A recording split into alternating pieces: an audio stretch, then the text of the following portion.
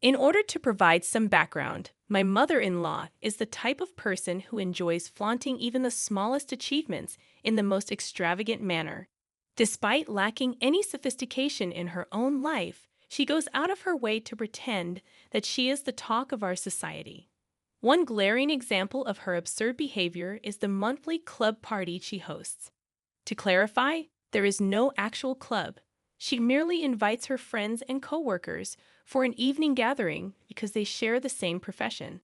She refers to them as her fellow IT geeks.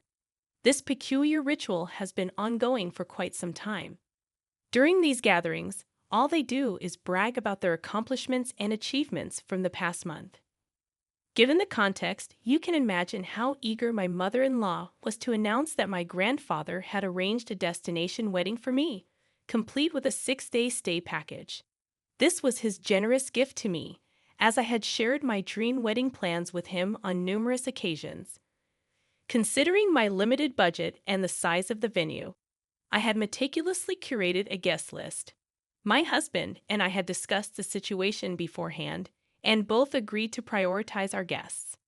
Coming from a large family, narrowing down the guest list was challenging, but I managed to invite 22 people, while my husband invited 18 of our close friends and family members whom we regularly interacted with. We were all set to send out the invitations when my mother-in-law unexpectedly showed up at our house late one evening, uninvited and unwelcome. It was already 9 p.m., and her presence irritated me from the start. She demanded that we make changes to the guest list. I couldn't fathom why she believed she had a say in the people I wanted to invite to my own wedding. My husband, to my dismay, supported her stance, which raised immediate concerns for me. I inquired about the changes she wanted, and she mentioned that she had already promised a few of her work friends an invitation. These friends, she claimed, were part of her IT Geeks group. I politely informed her that there was no room left on the guest list, as every invitee was someone we had a close relationship with and interacted with regularly. I sought support from my husband, but he avoided my gaze and sided with his mother. Despite explaining the situation to her, she insisted that I make adjustments. Frustrated, I showed her the guest list, emphasizing that every individual on it was someone intimately connected to our lives, and there was simply no way to exclude them. She then suggested removing my cousin's sister, whom I had lived with for 7 years after college. Her reasoning was that my cousin had moved to Birmingham recently, and it would be inconvenient for her to travel to the States. My patience wore thin, and I asked my husband to reason with her, but he continued to support her perspective, emphasizing the importance of inviting her chosen guests, especially after she had shared details about the destination wedding with them. I tightened my lips in frustration, feeling utterly lost on how to reason with my own fiancé, who was clearly being irrational. My anger boiled over, prompting me to storm out of the room. The following day, I woke up with a resolve. I would give them a taste of their own medicine. If they could be so thoughtless about my wedding, all for the sake of saving face in front of their colleagues, then I could be equally inconsiderate. I dialed my grandpa and recounted the events from the previous night. When I finished explaining, I made it clear that I wouldn't waste my energy trying to make them see reason. Instead, I decided to strip away the main attraction from their little charade. I informed my grandpa, whom I love dearly, that I was removing him and grandma from the guest list, along with my dad's brother and his family. I also asked him to resign the gift he was giving me since he was no longer invited. Thankfully, my grandfather understood my intention and supported me without harboring any resentment. When I sent the updated guest list to my mother-in-law and fiancé, they were taken aback. I calmly informed them that those were the only individuals I could remove, but in doing so, we had lost our wedding venue. I made sure my fiancé understood the urgency of finding a new venue within the next 2 months or postponing the wedding. Additionally, there was the hassle of reprinting the invitation cards and arranging accommodations for out-of-town guests. I wanted both of them to grasp that none of this predicament would have arisen if it weren't for the generosity of someone in my family who had funded half of our wedding. However, I didn't expect them to suddenly start apologizing for their actions. My mother-in-law came over again, expressing remorse for coercing me into altering the guest list. She implored me to call my grandpa and invite him back, asking him not to cancel the hotel reservation or make any changes. I couldn't help but wonder why she was apologizing now, after she had already achieved what she wanted. She had made a commitment to her colleagues, and now they were receiving invitations. This weighed heavily on her, and she vocalized her frustration, noting that inviting them wouldn't make sense unless the wedding was at a destination. She emphasized that a non-destination wedding would be ordinary and uninteresting to others. Upon hearing her express these thoughts, my husband finally admitted that he regretted supporting her decision. However, I wasn't ready to let his actions off the hook so easily. I reminded him that he shouldn't need extreme measures for him to support me in obvious situations. Although he apologized once again, I made it clear that my decision was final. It was a done deal, and even if I were to reinvite my grandpa, we wouldn't get back his incredibly generous gift. Was I being an angel for standing my ground? I recognized that, ultimately, the wedding was mine, and I should focus on myself. Yet, I couldn't help but feel a bit petty about not reversing my decision. Did this make me a bad person? However, my mother-in-law wasn't finished causing problems for us. As I mentioned in my previous post, I had no intention of asking my grandpa to reinstate his gift. This decision visibly upset my mother-in-law to the point where she began a habit of calling my fiancé every other day. She portrayed me as an ungrateful troublemaker seeking revenge. While, yes, I had taken certain actions that made me feel good, her labeling me ungrateful when she was responsible for this situation felt like too much. But it didn't end there. She went a step further, advising my fiancé to reconsider his life decisions, insinuating that what I had done was just the beginning and that his life would be this way if he married me. During one of these conversations, my fiancé was speaking on speakerphone, and I'd overheard these hurtful words. I was grateful for this transparency because I knew that my fiancé typically concealed anything that could potentially create discord in our relationship. He did tell his mother that she had crossed the line, but he didn't confront her more assertively. It's his relationship with his mother, and I understand that I can't ask him to sever ties with her just because she dislikes me.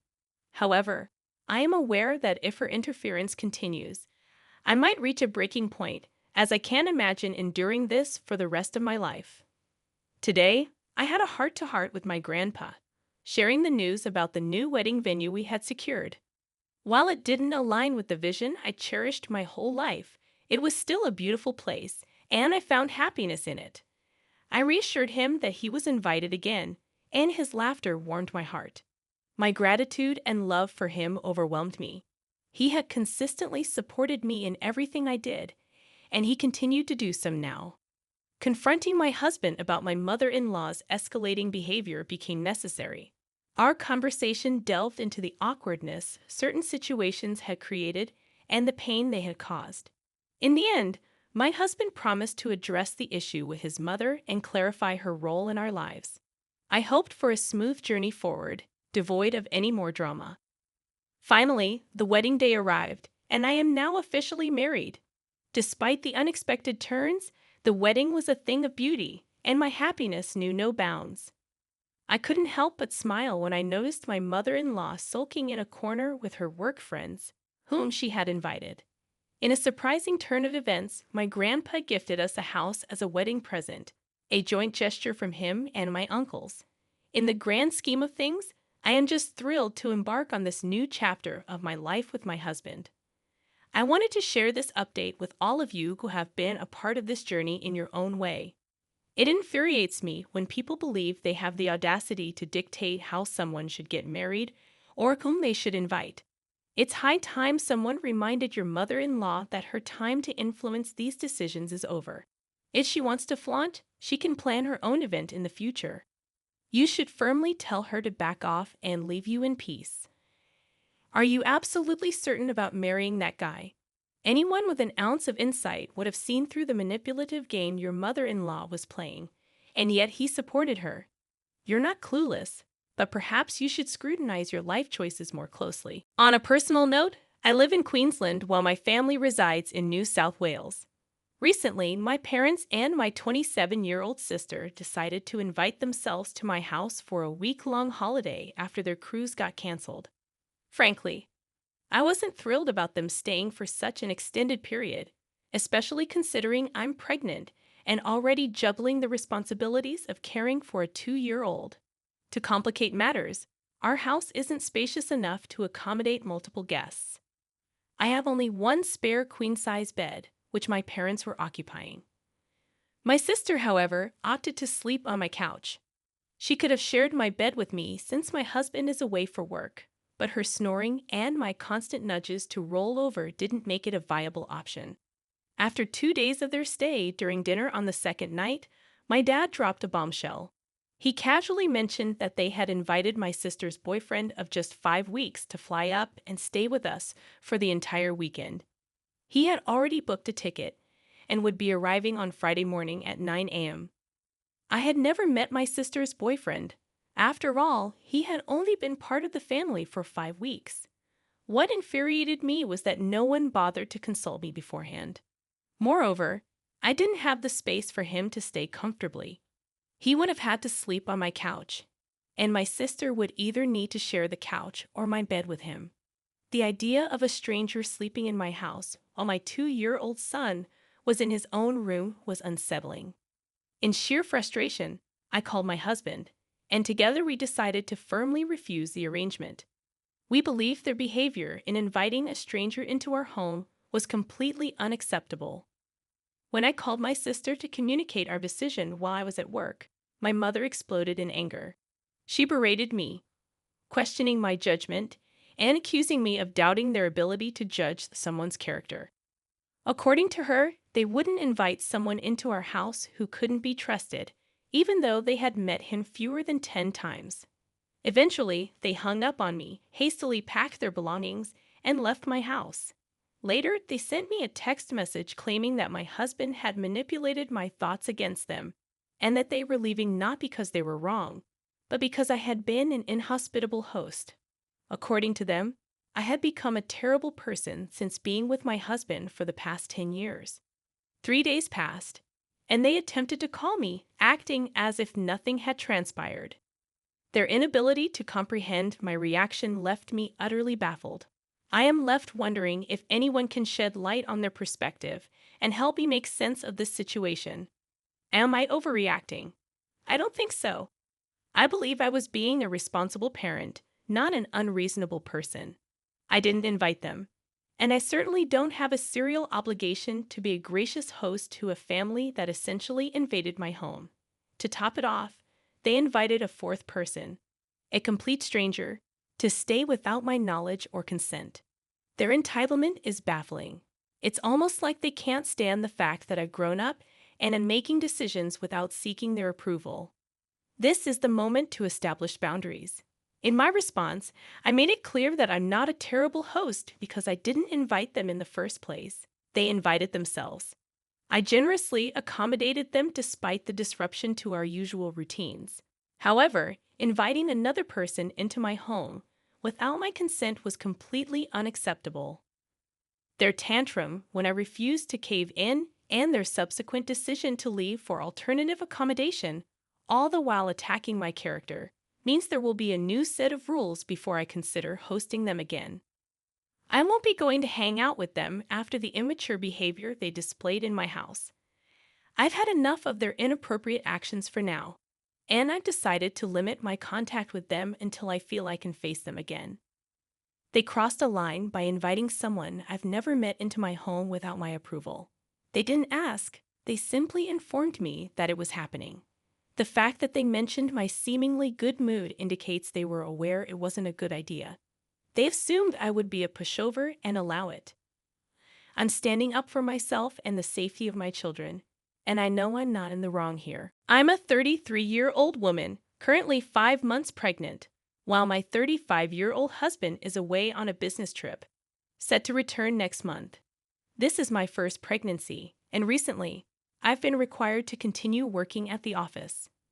When I first met my husband, he was incredibly skinny, and his eating habits were restricted due to his mother's cooking. She avoided spices, sauces, herbs, and even salt, sugar, and pepper, believing this bland approach was healthier. My husband grew accustomed to this tasteless diet, but when he tried my cooking, he realized there was a world of flavor beyond his mother's limited recipes. One Wednesday, I indulged my curry craving and made a large batch. While I usually had pre-prepared meals in the freezer, this time, I gave in to the temptation. I left the extra portions in the fridge. On that day, my in-laws unexpectedly visited, having a spare key in case of emergencies. When I returned home, ready to enjoy my curry, I found it replaced by a dish made by my mother-in-law, who had thrown my meal away, claiming it tasted spoiled. Unable to stomach her cooking in my pregnant state, I discreetly gave the unwanted food to a homeless person. However, someone witnessed my act of kindness and informed my in-laws. Suddenly, I found myself bombarded with accusatory messages, even from my mother-in-law. My husband supported me, but now I'm questioning if I overreacted. Honestly, OP, it seems like your in-laws are trying to control your life. Their invasion of your home, even when you're not there, is a huge red flag. And while the focus seems to be on your mother-in-law throwing away your food, the real issue here is the lack of boundaries. Setting firm limits with your in-laws is essential before your child is born. Consider changing the locks and installing security cameras to maintain your privacy and peace of mind. Remember, your home is your space, and you deserve to feel safe and respected within it.